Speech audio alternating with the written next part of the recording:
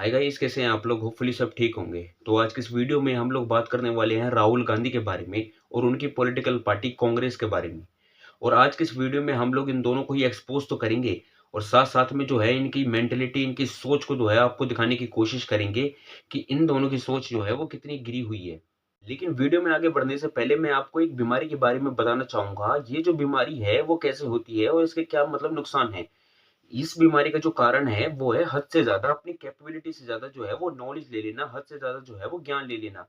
जब भी कोई इंसान अपनी कैपेबिलिटी से ज़्यादा नॉलेज ले लेता है, ज्ञान ले लेता है, तो उस इंसान को ये बीमारी हो जाती है और इस बीमारी के चलते वो इंसान धीरे-धीरे पागल होना शुरू हो जाता है। उस इंसान को हर वो चीज़ पॉसिबल लगती है जो अपने आप में नॉट पॉसिबल हो और धीरे-धीरे जो इंसान का मानसिक संतुलन है वो खराब होना शुरू हो जाता है। ऐसी सेम बीमारी हमारे कांग्रेस के युवा नेता राहुल गांधी को भी हो चुकी है। वो विदेश से पढ़कर तो आए, विदेश से ज्ञान लेकर तो आए, लेकिन इंडिया में आते ही उन्होंने अपना ज्ञान पेलना शुरू कर दिया। आलू के किसानों को कहा ऐसी मशीन लगाऊंगा, इस साइड से आलू घुसेगा, उस साइड से सोना निकलेगा। इस साइड से आलू डालो, उस साइड से सोना निकालो। इतना पैसा बनेगा, आपको पता नहीं होगा क्या करना है पैसे का। देखा आप लोगों ने लापरवाही का नतीजा। यही होता है जब एक इंसान अपनी कैपेबिलिटी से ज्यादा नॉलेज ले लेता है, उसे हर वो चीज पॉसिबल लगती है जो अपने आप में नॉट पॉसिबल है। तो यही कारण है इस बीमारी का, और इस बीमारी का कोई इलाज भी नहीं है। अपोलो हॉस्पिटल में जाके नाम पढ़िए डॉक्टरों के, वहां पे आपको एक दलित नाम नहीं मिलेगा, एक पिछड़े वर्ग का नाम नहीं मिलेगा, एक आदिवासी नहीं मिलेगा। और कॉन्स्टिट्यूशन कहता है कि यह देश सबका है, वन मैन वन वोट। जितनी आबादी उतनी भागीदारी, कॉन्स्टिट्यूशन कहता है कि सारे के सारे लोग एक जैसे हैं, कोई कम नहीं है, सब समान है। राहुल गांधी के हिसाब से जो अपोलो हॉस्पिटल है उसके अंदर ना तो SC/SC कैटेगरी का कोई डॉक्टर है और ना ही OBC कैटेगरी का कोई डॉक्टर है। तो मैं बस राहुल गांधी से यही कहना चाहूंगा कि आपको डॉक्टर बनने के लिए आपका कास्ट सिस्टम कोई जो है वो अप्लाई नहीं होता है। आप किस जाति से बिलोंग करते हो ये चीजें मायने नहीं रखती है। डॉक्टर बनने के लिए जो मायने रखता है वो है आपका टैलेंट और आपका हार्ड वर्क, कि आप कितने ज्यादा हार्ड वर्किंग इंसान हो, कितना ज्यादा मेहनती हो और आपने कितनी मेहनत करी है। डॉक्टर बनने के लिए पहले तो आपको नीट क्वालिफाई करना होता है, उसके बाद आपको 5 साल की MBBS की पढ़ाई करनी पड़ती है, उसके बाद नीट PG और फिर मास्टर्स वगैरह करके बाद आपको इतने सालों के बाद जो है वो आप डॉक्टर बन पाते हो। उसके बाद ये आपको डिसाइड करना होता है कि आपको प्राइवेट सेक्टर में जॉब करनी है फिर गवर्नमेंट सेक्टर में जॉब करती है। और जैसे ही आप जॉब के लिए अप्लाई करते हो तो वहाँ पे ना तो कोई रिजर्वेशन का सिस्टम होता है और ना ही कोई आपका कास्ट सिस्टम का जो होता है। ना ही आपकी जाति देखी जाती है, ना ही आपकी और कुछ चीजें देखी जाती है। वहां पर सिर्फ एक चीजें देखी जाती है, वो आप कितने ज्यादा मेहनती हो और आप कितने ज्यादा कैपेबल हो। ये चीजें जो है वो मायने ज्यादा रखती है।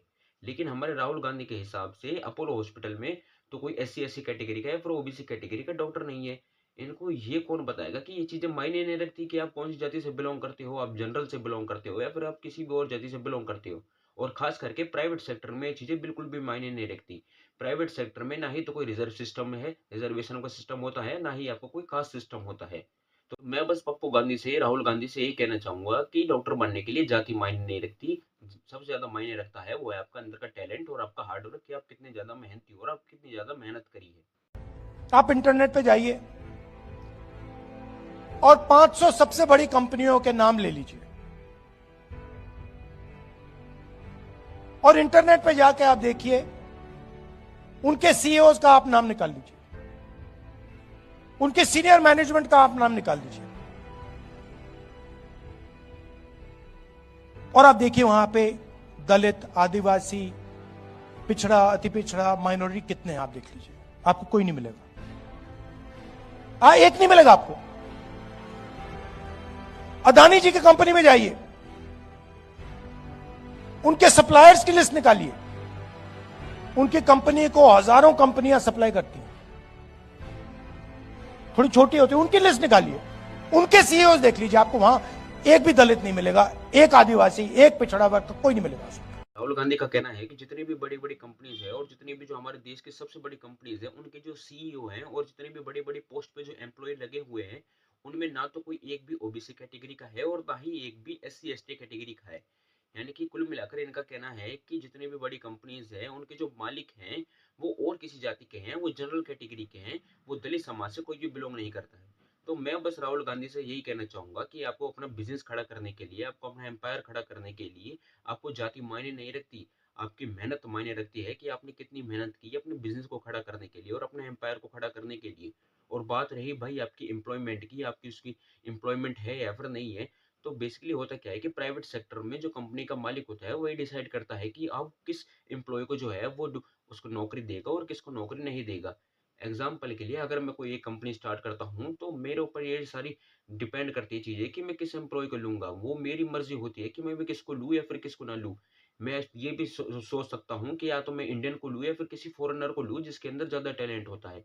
तो ये सारी चीज़ें जो हैं वो टैलेंट के ऊपर बेस करती है कि आप जितने ज़्यादा टैलेंटेड होगे उतने ज़्यादा जो है वो आपको चांसेस होगा कि आपको कोई जॉब वगैरह मिल जाए, कोई बड़ी पोस्ट पे जो है वो आपको एम्प्लॉयमेंट मिल जाए। इन राहुल गांधी के हिसाब से तो सिर्फ इनके हिसाब से जितनी भी बड़ी बड़ी कंपनीज के जो मालिक हैं उनको ओबीसी कैटेगरी का या फिर दलित समाज से होना चाहिए था। जब भी जो है वो देश में जो है चल पाता है और देश जो है वो तरक्की के राह पर जो है वो दौड़ पाता और देश के लिए ये अच्छा होता। कांग्रेस के युवा नेता राहुल गांधी को यही नहीं पता कि उन्हें क्या बोलना है और कब बोलना है।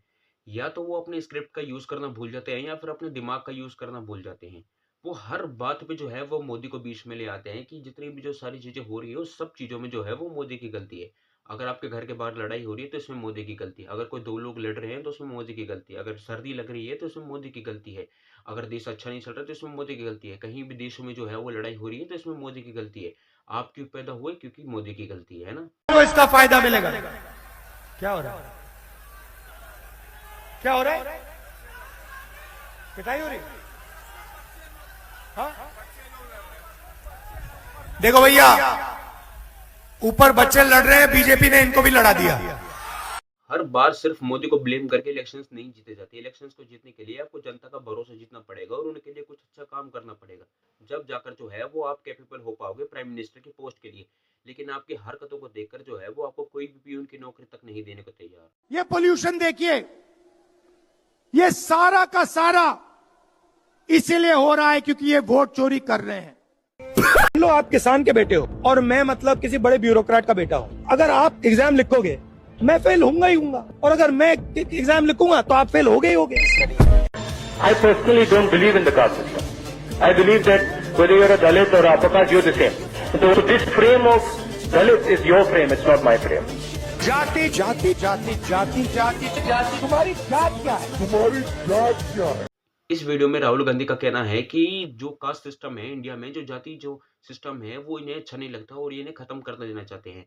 लेकिन आज के टाइम में यही राहुल गांधी जो है वो जाति जनगणना में करवाने में लगा हुआ है और हर चीज में जो है वो दलित समाज को बीच में ले आता है, ओबीसी कैटेगरी को बीच में ले आता है, एससी एसटी कैटेगरी को बीच में ले आता है। इनका काम सिर्फ देश को तोड़ना है। जैसे इनके पूर्वजों ने किया था, देश का बंटवारा किया था धर्म के नाम पर, अब यही राहुल गांधी जो है वो देश का बंटवारा कर रहा है जाति के नाम पर। इन्हें कुछ मतलब नहीं है आपसे, ना ही दलित से इन्हें कोई मतलब है, ना ही ओबीसी कैटेगरी के लोगों से मतलब है, ना ही एससी एसटी कैटेगरी के लोगों से मतलब है। इन्हें सिर्फ मतलब है उनकी वोट से। इन लोगों का सिर्फ एक ही काम है, वो है हिंदुओं को तोड़ना, हिंदुओं को बांटना, हिंदुओं को आपस में लड़वाना, हिंदुओं को जाति के नाम पर जो है वो तोड़ देना और आपस में लड़वाना। इतनी ज्यादा खुंदस भर दो हिंदुओं के बीच में कि वो आपस में ही जो है वो लड़ने लग जाए और जाति के नाम पर अलग होने लग जाए। हर चीज में एससी एसटी कैटेगरी को ले आना, ओबीसी कैटेगरी को ले आना, रिजर्वेशंस को बढ़ा देना, रिजर्वेशंस को प्राइवेट सेक्टर में अलाउ कर देना। ये सारी चीजों से जो है वो देश नहीं चलता है। देश को चलाने के लिए हर चीजें सिस्टमेटिकली होनी चाहिए।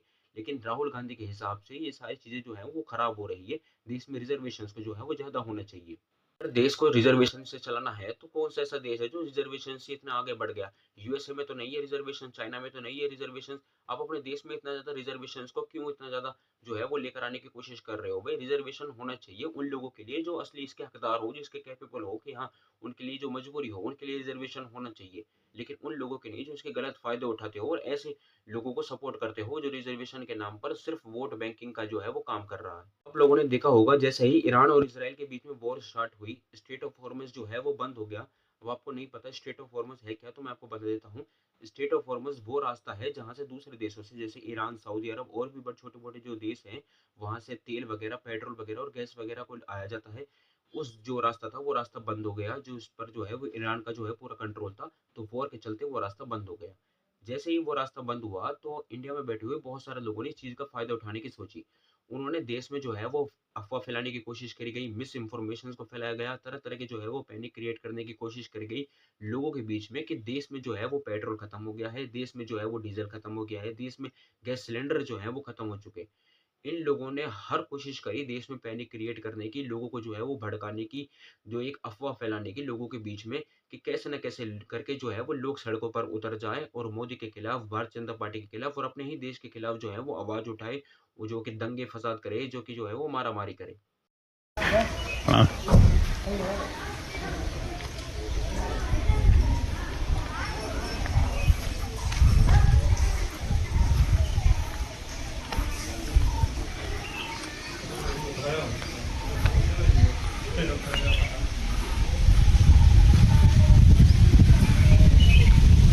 इनका काम जो है वो अफ़वाहों से भी नहीं रुका, अफ़वाहों से भी पूरा नहीं हुआ, पैनिक क्रिएट करने से भी नहीं हुआ, तो इन्होंने क्या किया, इनके चमचों ने जो है वो वीडियो बनाना शुरू कर दिया मोदी जी के खिलाफ और तरह-तरह के मिस इन्फॉर्मेशंस को जो है वो लोगों के सामने लेकर आने लगे, गलत चीज़ों को जो है वो बताने लगे कि जो है वो इस देश में पेट्रोल, डीज़ल खत्म हो गया है, लेकिन हकीकत में ऐसा कुछ भी नहीं था। और इवन इनके जो पॉलिटिशियंस थे, इनके जो लीडर्स थे, उन्होंने जो है वो गैस सिलेंडर की चोरी करना शुरू कर दिया गया। समाजवादी पार्टी के कार्यकर्ताओं के द्वारा जो है वो गैस सिलेंडर की चोरी की गई। पेट्रोल की चोरी की गई, कितने हज़ार लीटर पेट्रोल को जो है वो स्टॉक करके रखा गया ताकि देश में जो है वो पैनिक क्रिएट हो सके और देश में जो है वो किसी भी तरीके से जो है वो कंडीशन खराब हो सके और लोग सड़कों पर उतर सके। रियलिटी में हमारे देश में पेट्रोल पूरा था, डीज़ल पूरा था, एलपीजी गैस सिलेंडर पूरे थे और उनकी प्रॉपर सप्लाई भी हो रही थी। लेकिन इन लोगों के द्वारा किया गया पैनिक अटैक, जो पैनिक क्रिएट किया गया था इन लोगों के द्वारा, उस चीज़ के चलते ये सारी चीज़ें जो है वो देखने को हमें मिली है। और आखिरकार ऐसी गंदी हरकतें जो कांग्रेस ने और समाजवादी पार्टी के कार्यकर्ताओं के द्वारा की गई, वो क्यों की गई? क्योंकि इनका सिर्फ एक ही मोटिव था, जो है वो मोदी की इमेज को खराब करना, भारतीय जनता पार्टी की इमेज को खराब करना, ताकि लोग जो है वो इनकी इमेज को खराब करके इनको वोट ना दें और कांग्रेस को और समाजवादी पार्टी को जो है वो वोट दें और उनके साइड में आकर खड़े हो जाएँ। इन लोगों को जो आज देश की परवाह कर रहे हैं, जिन्हें आज देश की चिंता हो रही है, इनकी पॉलिटिकल पार्टी ने हमारे देश के ऊपर जो है वो 60 साल से ज़्यादा राज किया। जब इन लोगों को जो है वो देश की परवाह नहीं हुई, देश की चिंता नहीं हुई। There is a saying, when rape is inevitable, lie down and enjoy it. इनके कार्यकर्ताओं का तो ये भी कहना था कि अगर किसी लड़की का रेप हो रहा हो तो उसे बैठकर जो है वो एंजॉय करना चाहिए। ऐसी सोच और ऐसी मानसिकता के साथ ये जो है वो हमारे देश पर राज करने की सलाह में है। आप लोग खुद इस चीज़ का आइडिया लगा लो कि ये कितनी ज़्यादा गिरी हुई सोच के ये लोग इंसान हैं, जहाँ पर किसी लड़की का जो है वो रेप होता है और ये कहते हैं कि अगर किसी लड़की का रेप हो रहा हो तो उसे बैठकर एंजॉय करना चाहिए। अगर इनकी बहन-बेटियों के साथ ऐसा होता, क्या यही बात ये फिर बोलते? अभी राहुल गांधी की माताजी इंदिरा गांधी जो है वो गंगाराम हॉस्पिटल में एडमिट हुई थी। तो मैं राहुल गांधी से बस यही पूछना चाहूंगा कि आप अपने माताजी के ट्रीटमेंट करवाने के लिए कौन से डॉक्टर का जो है वो यूज करोगे, कौन से डॉक्टर का जो है वो अपॉइंटमेंट लोगे। आप क्या आप ओबीसी कैटेगरी या फिर एससी एसटी कैटेगरी के जो है वो डॉक्टर्स को देखोगे या फिर आप इंडिया के बेस्ट डॉक्टर से जो है वो अपने माताजी का ट्रीटमेंट करवाओगे, या फिर अब भी आप जाति कास्ट सिस्टम में जो है वो ज्यादा देखोगे? क्यों? क्योंकि आप ही तो कहते हो कि जो है वो ओबीसी कैटेगरी के डॉक्टर नहीं है, उनको न्याय नहीं मिलता, उनके साथ इंसाफ नहीं होता, उनके साथ देश में जो है वो बदसलूकी की जा रही है। तो वीडियो को यहीं एंड करते हैं। होपफुली आपको वीडियो अच्छी लगी हो और मैं इस वीडियो का जो है वो सेकंड पार्ट ज़रूर लेकर आऊँगा और इनकी काली करतूतों के बारे में और उनके सच के बारे में आप लोगों को दिखाने की कोशिश करूँगा। तो फिलहाल वीडियो को यहीं एंड करते हैं। वीडियो अच्छी लगी हो तो लाइक करें, चैनल को सब्सक्राइब करें और आप वीडियो को शेयर ज़रूर करें।